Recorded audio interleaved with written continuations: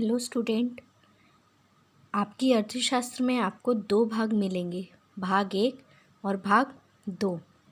पहले भाग में व्यष्टि अर्थशास्त्र का परिचय है और दूसरे भाग में समष्टि अर्थशास्त्र का परिचय। आज हम व्यष्टि अर्थशास्त्र के परिचय में पहला पाठ है अर्थशास्त्र का परिचय। तो आज हम अर्थशास्त्र के परिचय के कुछ भाग को जानेंगे। ये देखिए, व्यष्टि अर्थशास्त्र का परिचय, इसका पहला पाठ है अर्थशास्त्र का परिचय। तो अर्थशास्त्र दो प्रकार के होते हैं, एक व्यष्टि और एक समष्टि। ठीक है, अर्थशास्त्र के कितने भाग होते हैं? दो भाग, एक व्यष्टि और एक समष्टि।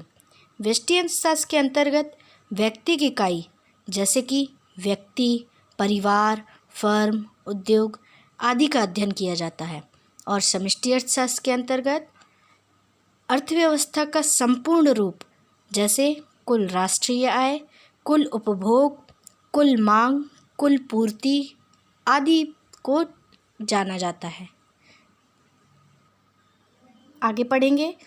1933 में ओस्लो विश्वविद्यालय नॉर्वे के प्रोफेसर रेगनर फ्रिश ने अर्थशास्त्र को व्यष्टि और समष्टि दो भागों में विभाजित किया।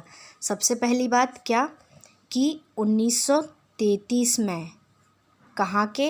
ओस्लो विश्वविद्यालय नॉर्वे के किसने? प्रोफेसर रेगनर फ्रिश ने अर्थशास्त्र को दो भागों में बांटा है। कितने? दो भागों में। कौन कौन सा? व्यष्टि और समष्टि। ठीक है, अब जानेंगे व्यष्टि अर्थशास्त्र के बारे में। व्यष्टि अर्थशास्त्र क्या होता है ये मैं आपको बताऊंगी। इसके लिए सबसे पहले अर्थ को समझना बहुत ज़रूरी है, तो हम इसके अर्थ को जानेंगे। व्यष्टि अर्थशास्त्र का अर्थ क्या है? व्यष्टि अर्थशास्त्र अंग्रेजी भाषा के शब्द माइक्रो से बना है। माइक्रो मतलब छोटा, माइक्रो का मतलब क्या होता है? छोटा। और ग्रीक भाषा के शब्द माइक्रोस, ग्रीक भाषा का कौन सा शब्द है? माइक्रोस। तो माइक्रोस का अर्थ क्या होता है? उसका अर्थ भी छोटा होता है। ठीक है, का हिंदी रूपांतरण है।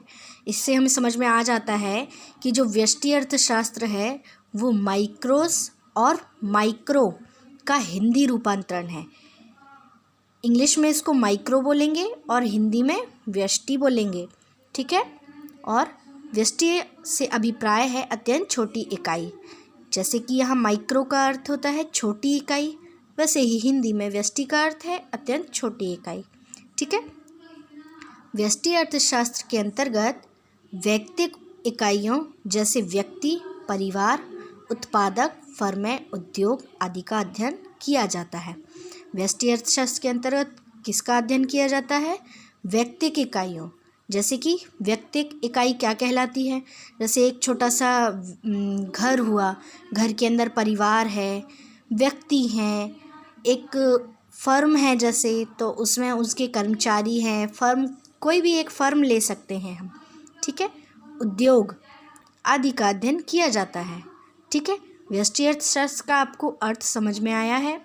यदि आया है समझ में तो फिर आप हमें लिख के ज़रूर बताइएगा कि हाँ समझ में आ गया है, और अगर ना आया हो तो भी आप हमें ज़रूर बताइए कि मैम ये समझ में नहीं आया है, आप इसको दोबारा से समझाइए। ठीक है।